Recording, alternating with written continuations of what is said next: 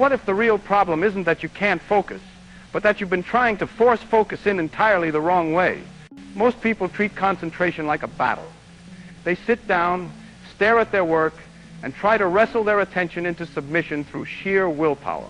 When their mind wanders, they get frustrated and try even harder. It's exhausting, and worse, it doesn't work. The brain doesn't respond well to force. It responds to conditions. Think about the last time you were completely absorbed in something. Maybe you were reading a book and looked up to find hours had passed, or you were working on a problem and forgot to eat. That state wasn't achieved through willpower. Something else happened. The question is, what? And can we create those conditions deliberately? The answer is yes. But first we need to understand what makes focus so difficult in the first place. Here's what typically happens. You decide you need to focus on something important. Let's say it's a difficult textbook chapter or a complex problem you need to solve. You sit down with good intentions. For the first minute, maybe two, you're engaged.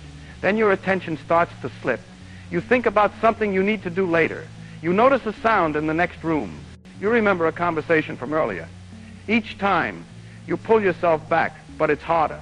The mental effort of constantly redirecting your attention becomes more tiring than the actual work. Most people conclude they have a focus problem. They don't. They have a setup problem. The brain isn't designed to sustain attention on something it finds unmotivating or confusing. That's not a flaw. It's a feature. In nature, an animal that stayed focused on the wrong thing would starve or get eaten. The attention system evolved to scan constantly for what matters. If your brain keeps wandering away from your work, it's telling you something. The conditions aren't right yet. So what are the right conditions? Let's break this down into what actually works. The first principle is this. Focus follows curiosity, not discipline.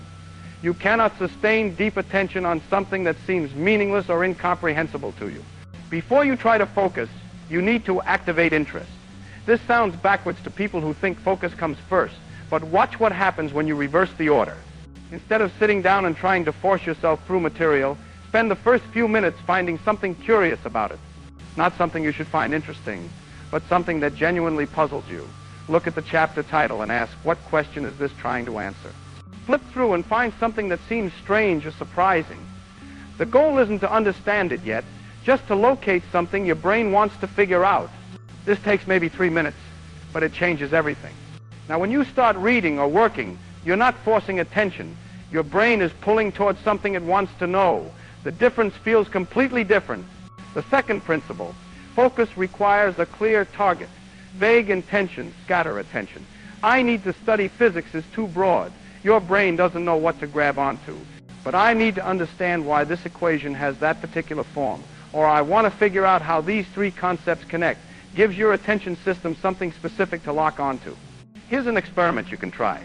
Take any difficult material, anything you've been avoiding. Before you start, write down one specific question you want to answer from it. Not what you're supposed to learn, but what you're genuinely curious about. Even if it seems like a small question, then read with that question in mind. What you'll notice is that your attention becomes selective. Information related to your question jumps out. Irrelevant details fade into background. This isn't magic. It's just how attention works. Give it a target, and it stops wandering. Leave it without one, and it searches constantly. The third principle might seem obvious, but most people violate it constantly. Remove friction before you start. Every small obstacle to working creates a decision point, and decisions drain attention. If you need to get up to find a pencil, that's friction. If you have to search for which page you stopped on last time, that's friction. If your workspace is cluttered with distractions, that's friction. Each one seems trivial, but they accumulate. Your brain learns that starting requires effort, and it resists. The solution is to prepare everything in advance. Lay out your materials. Open to the right page. Have paper and pencil ready. Clear your desk. Make it so that when you sit down, there's nothing between you and the work. This seems like a small thing, but it's the difference between a brain that resists starting and one that flows into it. Now, here's where it gets interesting. These three things, curiosity, clear targets, and removing friction, they're not really about focus at all. They're about something that comes before focus. Call it momentum. The brain is very good at continuing what it's already doing. The hard part isn't staying focused, it's getting into focus in the first place. Think about a heavy door on a good hinge. Starting to push it takes real effort, but once it's moving, keeping it moving takes almost nothing. Your attention works the same way. The activation energy is high, but once you're engaged, maintaining that engagement is natural. This is why the first 5 minutes matter so much. If you can get through those first 5 minutes with genuine engagement, not forced attention but actual interest, the next hour becomes easy. But if you start wrong, if you try to force it from the beginning, you never build momentum. You spend the whole time pushing. So here's the complete approach. Before you even try to focus, do the setup. Find something that genuinely interests you about the material. Form a specific question you want to answer. Prepare everything so there's no friction. Then, and only then, begin. But there's something deeper happening here. Something about how the brain actually processes difficult material. Most people think focus means staring harder at something until it makes sense. That's not how understanding works. Real focus is active, not passive. It's asking questions, making connections, testing ideas against what you already know. When you're truly focused on understanding something, your brain is doing constant work. It's asking, does this make sense? How does it connect to what I learned before? What would happen if this part were different? Could I explain this to someone else? This active questioning is what keeps attention locked in. It's interesting. Passive reading or listening, no matter how hard you concentrate, always feels like work because your brain knows it's not really processing anything. Here's a strange fact about the mind. It can't stay focused on something it doesn't understand unless it's actively trying to understand it. Read that again. You can't concentrate on confused material by trying harder to concentrate. You have to change what you're doing. You have to engage with the confusion itself. Ask what specifically confuses you. Try to state the problem in different words. Draw a diagram, even if it's rough. Work an example with simple numbers. The moment you do this, something shifts. Your attention stops trying to escape because now there's something to grab onto. You're not just absorbing information, you're wrestling with ideas. The brain finds that interesting. Let's get practical. Imagine you're facing something genuinely difficult. A dense textbook chapter, a complex proof, a technical manual. The traditional approach is to start at the beginning and try to push through. This works for easy material but fails for hard material because your attention gives out before you make progress. Try this instead. Open to the middle of the section. Look at a diagram or an equation or a key statement. Don't try to understand it yet. Just look at it and ask, what would I need to know to make sense of this? Write down your guesses. Then flip back and scan for those pieces.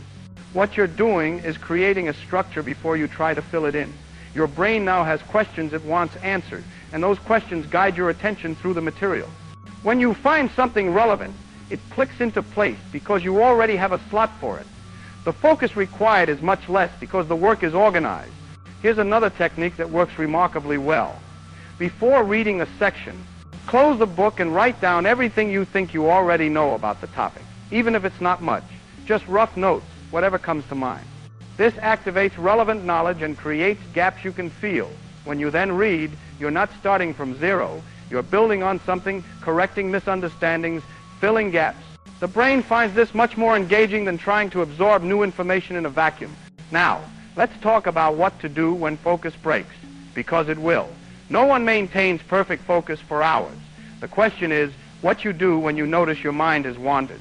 Most people do one of two things, both wrong. Either they get frustrated and try to force themselves back, or they give up and assume they're not capable of focusing today. Here's what actually works. Recognize the wander, don't judge it, and restart with a new question. When you notice you've been reading without comprehension, stop. Don't go back and reread mechanically. Instead, ask yourself what you were just trying to understand. If you can't answer, flip back to where you last remember engaging and find something specific to focus on. A particular sentence that seems important, a connection you want to explore, anything that gives you a new entry point. The restart is quick, maybe 30 seconds, but it reestablishes the conditions that allow focus. You're not forcing attention back, you're recreating the curiosity and target that make attention natural. Over time, you get better at this. Not because your focus muscle gets stronger, that's not how it works, but because you learn to recognize earlier when conditions are breaking down. You notice when you're reading without asking questions. You catch yourself before spending 20 minutes in a fog. The cycles of focus and refocus get tighter, and the overall quality of your engagement improves. There's something else worth understanding about deep focus. It's not constant. It pulses. Even when someone appears completely absorbed, their attention is actually cycling through different modes. Intense concentration for a few minutes, then a slight relaxation where the mind integrates what it just learned, then back to intensity. This is normal and healthy. The problem comes when you misinterpret the relaxation phase as losing focus. You panic and try to force intensity back immediately. This actually disrupts the natural rhythm. Better to recognize that after 10 or 15 minutes of hard concentration, your brain needs a moment to consolidate. Not a long break, not a distraction, just a slight easing. Look up, take a breath, think about what you just learned, then return.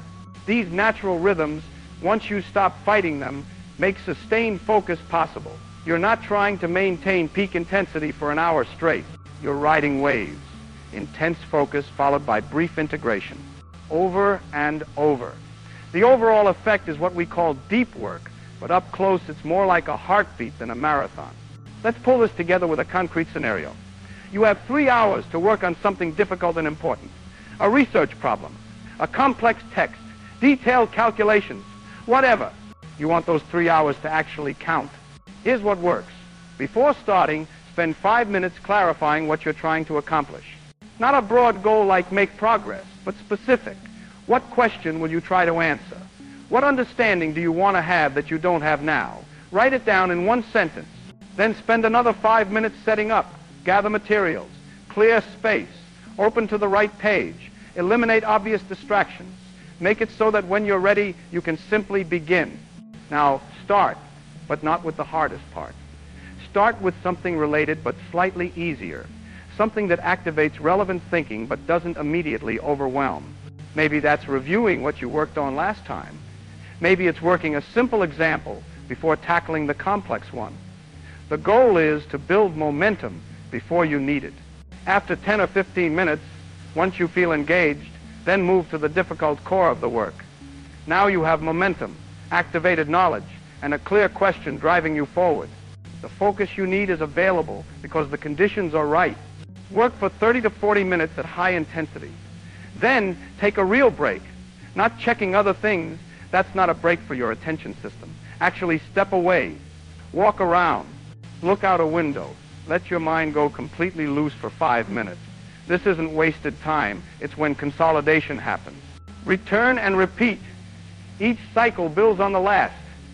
By the 3rd hour, you're not trying to focus anymore. You're caught up in the problem. Your brain wants to continue. That's what real focus feels like. Not forced, but pulled. Here's what people miss. The quality of focus matters far more than the duration. 1 hour of genuine active engagement beats 4 hours of forced attention every time. Most people measure focus by how long they can keep themselves in the chair. But that's measuring endurance, not depth. Real depth comes from working with your brain's natural tendencies, not against them.